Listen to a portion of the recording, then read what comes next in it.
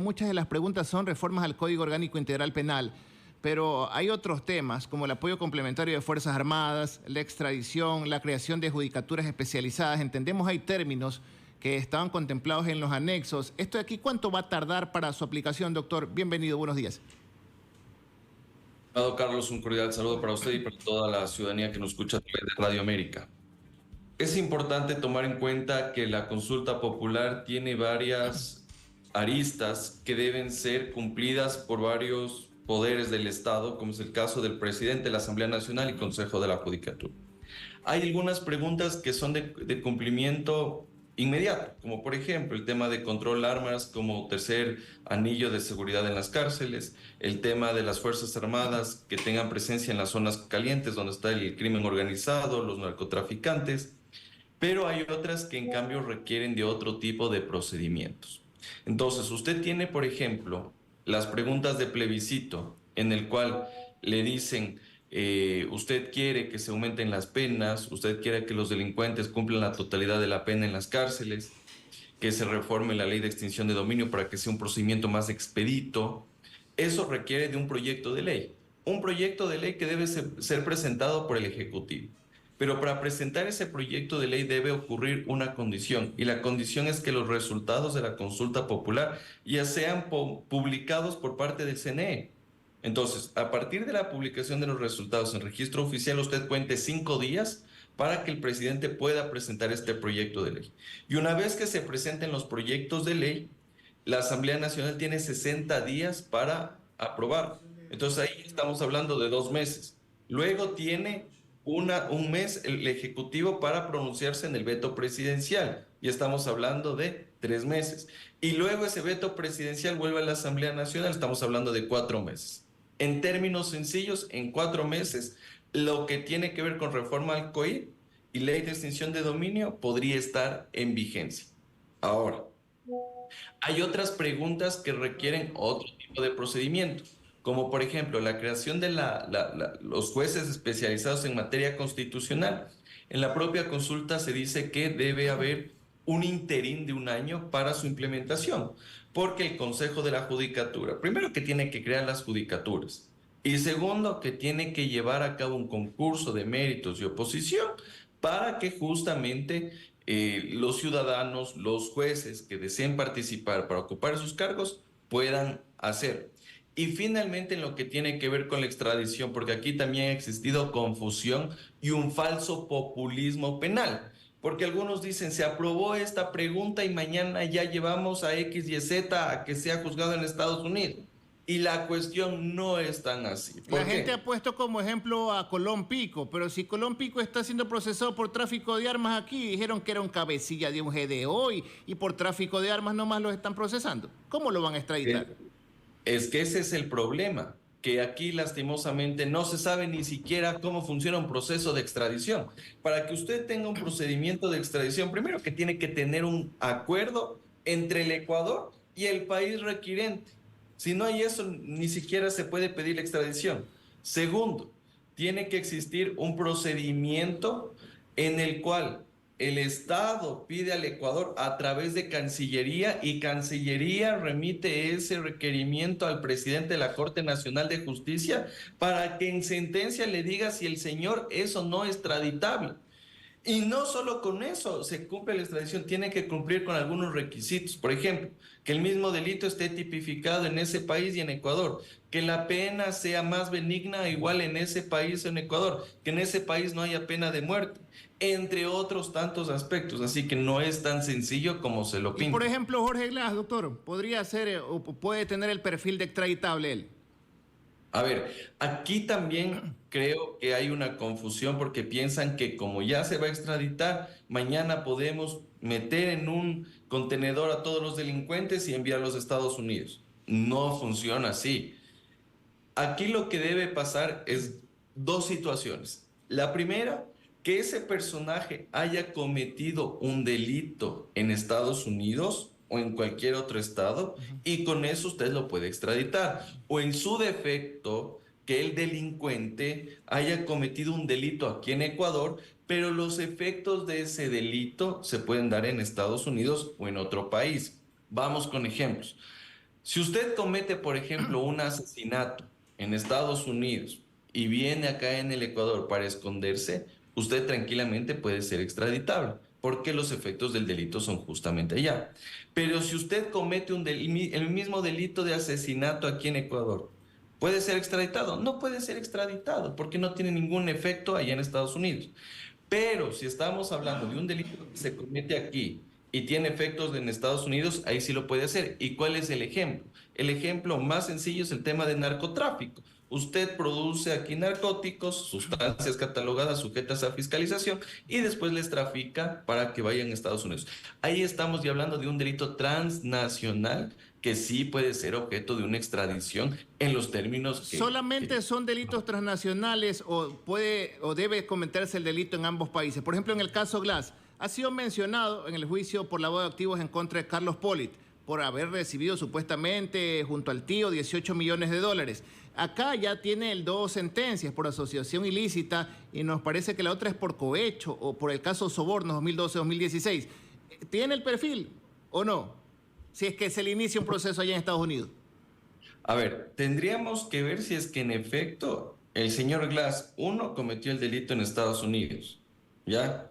Dos, si es que se cometió el delito en Ecuador, tiene efectos en esa jurisdicción.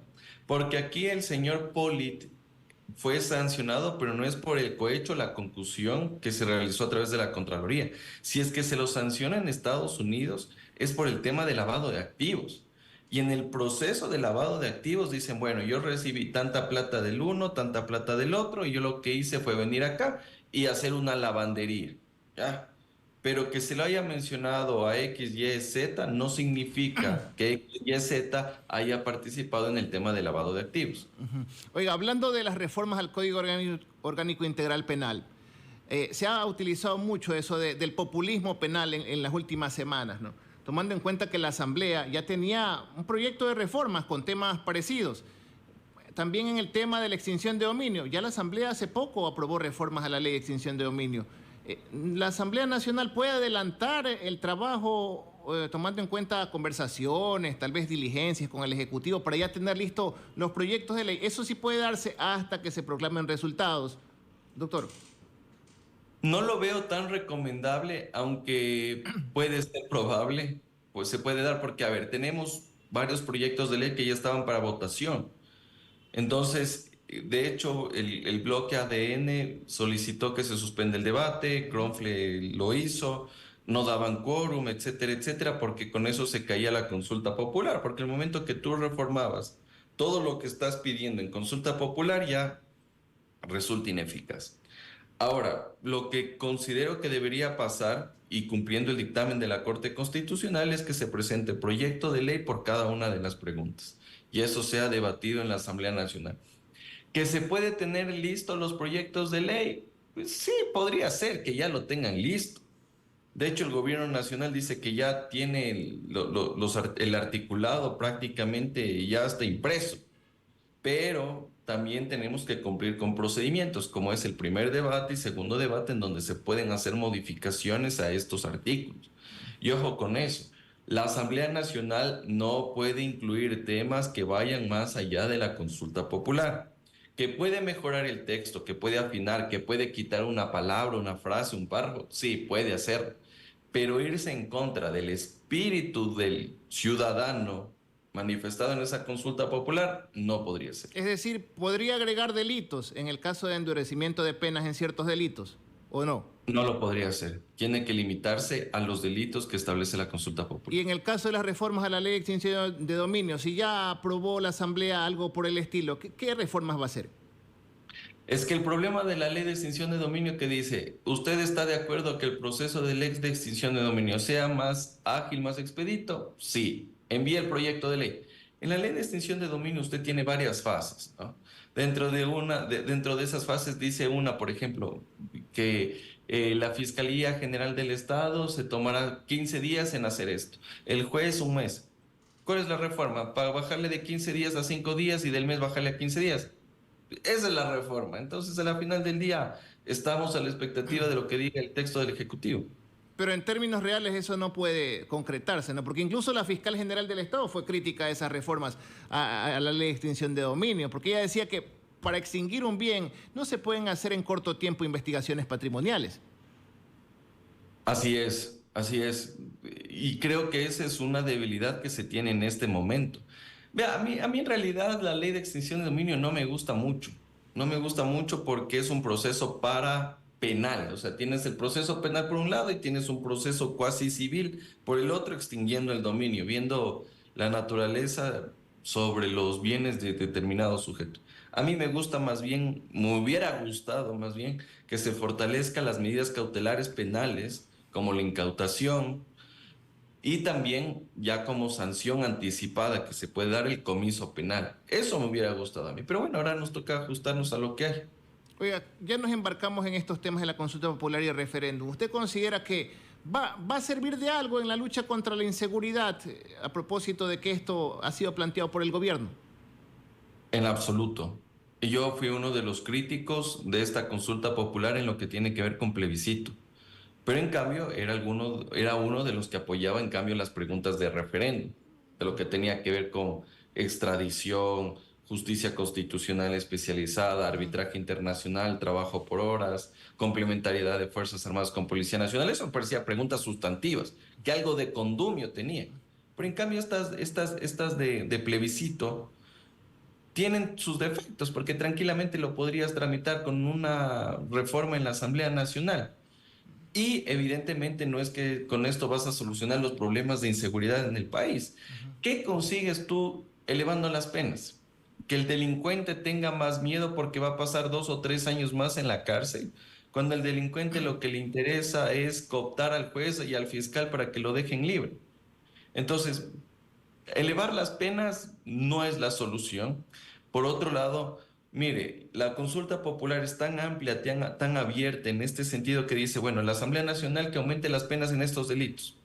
Actualmente tenemos delitos, supongamos, me invento, una delincuencia organizada que son de 10 a 13 años, alguna cuestión así. El hecho que tú lo aumentes 10 años un día, ya aumentaste la pena y cumpliste con el mandato popular. Entonces tampoco es que existe un fundamento, una argumentación jurídica, al menos, o de política pública, de política criminal, que te diga, en efecto, aumentando las penas reduce la criminalidad. Y yo todavía no encuentro un estudio serio, científico, que me diga que endureciendo las penas se solucionan los problemas del país. Caso contrario, todo pongamos cadena perpetua y con eso mañana nadie va a delinquir.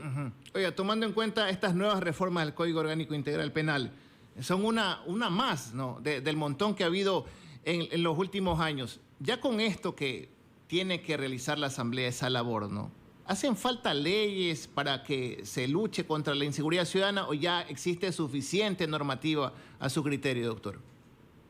El problema en Ecuador no es un problema normativo, el problema en Ecuador es un problema un problema de interpretación, aplicación y cultura jurídica, y eso súmele a la corrupción. Ese es el problema. Aquí en nuestro país lo que más hay leyes, usted tiene leyes de todos los sabores, colores y olores, tiene todo, de todos los tamaños. Pero aquí en Ecuador no se lee, no se aplica, no se interpreta bien la ley. Y por eso los delincuentes utilizan la justicia como una puerta giratoria por la que entran y salen como Pedro por su casa. ¿Ya? Entonces aquí el problema es sistémico, que sí, puede haber algún tipo de deficiencia en la norma, sí, pero el gran problema está en la aplicación. Y creo que más allá de las leyes, aquí lo que debe haber es una depuración de nuestra justicia, siendo justamente lo que se va a llevar a cabo, la evaluación de jueces, también llevar a cabo concursos de méritos y oposición, pero también dándole condiciones a esos jueces y fiscales, porque no puede ser que todos los días vemos que hay jueces que están perseguidos, fiscales que han sido cooptados, fiscales que son asesinados, etcétera, etcétera. Y con una justicia que está en ese sentido, obviamente que las cosas no pueden avanzar. ¿Y por dónde debería ir una reforma judicial en serio, ¿no? A propósito de que se han tomado iniciativas importantes como la evaluación de los jueces, pero el actual pleno del Consejo de la Judicatura ya en octubre se va. ¿Cómo hacemos para que los mecanismos de designación de ese Consejo de la Judicatura no necesariamente esté dado por ternas enviados por las diferentes funciones del Estado? ¿Qué se requeriría en ese sentido para que salgan de la sociedad civil y bueno, la ciudadanía al menos tenga la percepción de que es un ente autónomo que sí va a vigilar a los jueces del país. Yo creo que lo que se debe aquí hacer es un control y evaluación a los jueces para ver a aquellos jueces que cumplen o no cumplen con la ley, que cumplen o no cumplen con los plazos procesales, y con eso que los buenos jueces se queden y los malos jueces hay que sacarlos, punto. Ahora, respecto de nuevos jueces que van a venir a la Corte Nacional de Justicia, jueces que van a entrar por esta pregunta de consulta popular de justicia constitucional especializada, yo creo que es necesario pruebas de confianza. ¿Ya? Es necesario hacer pruebas de confianza. Para algunos les puede sonar violatorio a derechos constitucionales, la intimidad, que ni sé qué. Pero si tú haces pruebas de confianza, sabes que las personas no se van a corromper.